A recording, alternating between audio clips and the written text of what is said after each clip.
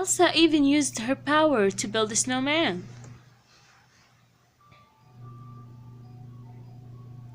But one night, Elsa accidentally hurt Anna with a blast of icy magic.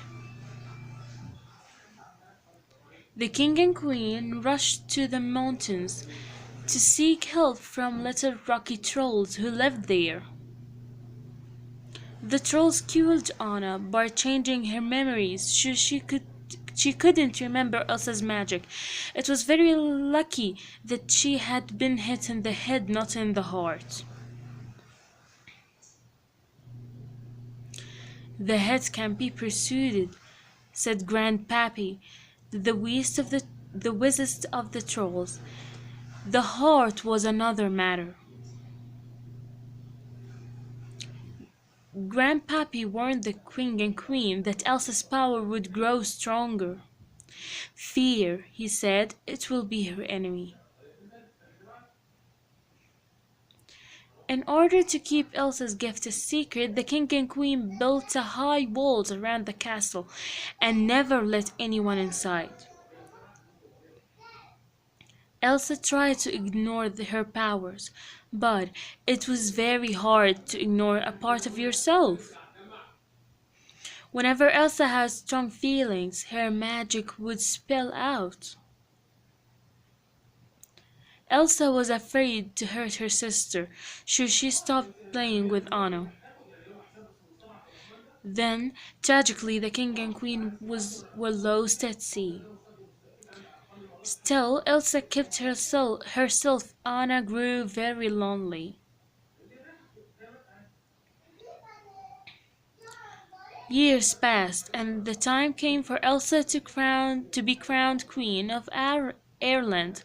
For just one day, the castle gates would be opened. Anna had never been more excited. I wish it could be like this all time.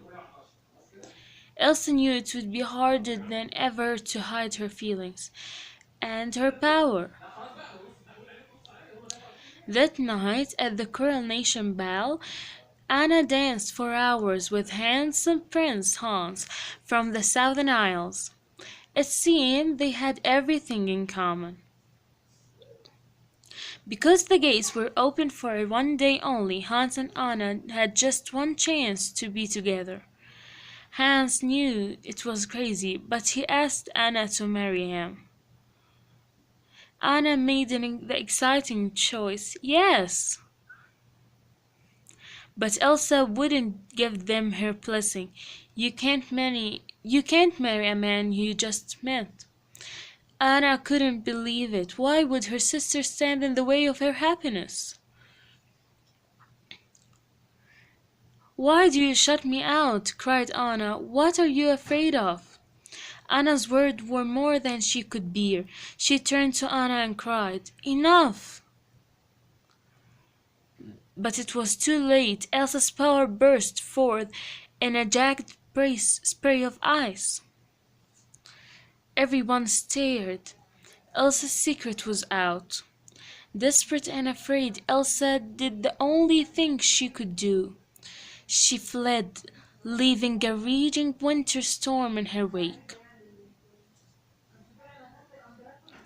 But as Elsa reached the mountains, something unexpected happened. Elsa had lived in fear for her power for the most of her life. Now that the secret was out, she began to feel relief. Out here, alone, she could finally express herself.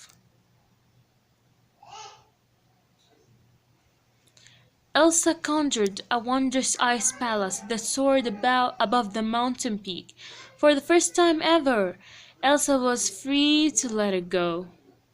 And she created a masterpiece. But Anna felt horrible for driving Elsa away. Worse, Elsa's power had crossed the deep freeze in the middle of summer. I'll make this right, said Anna. She placed Hans in charge, mounted her horse, and raced after Elsa.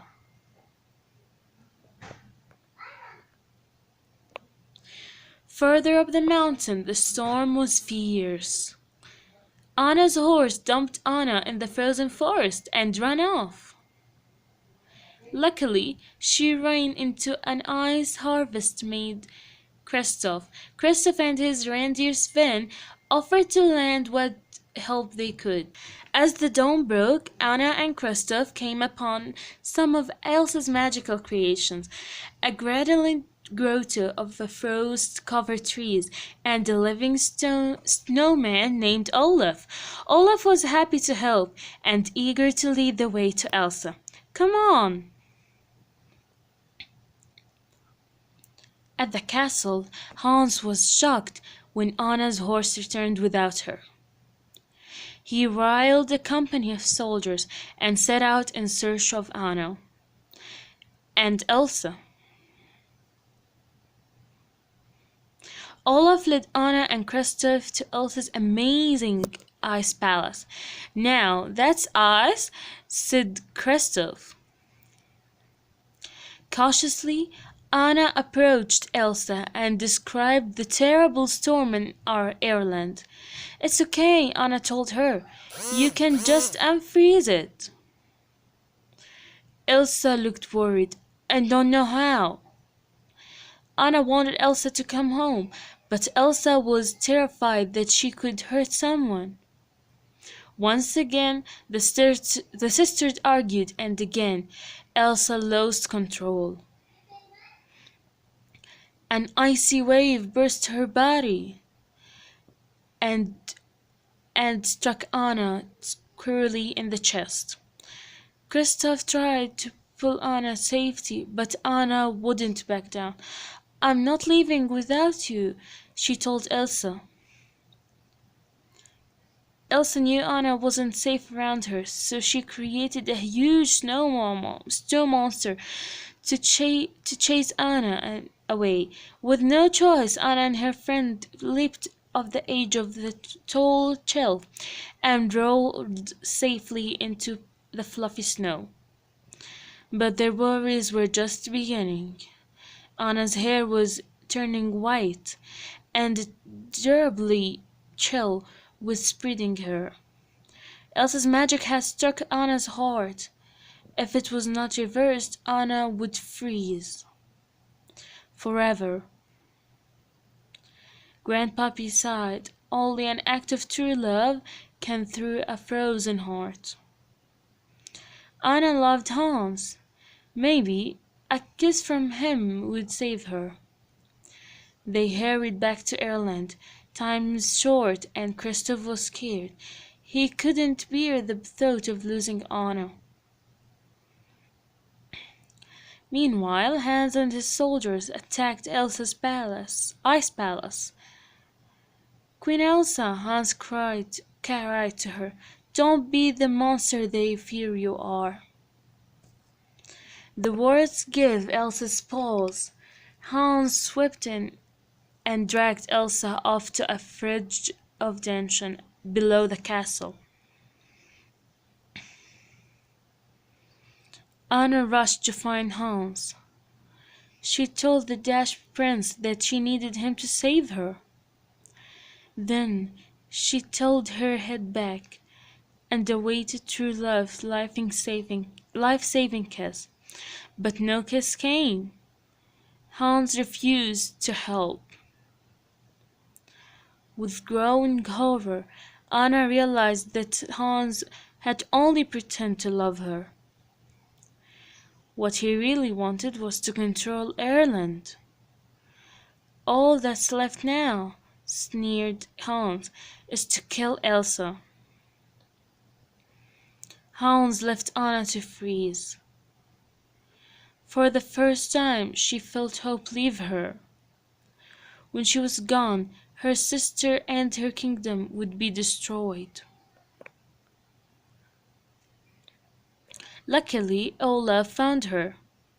The snowman helped Anna to the fire, even though himself was in danger of melting.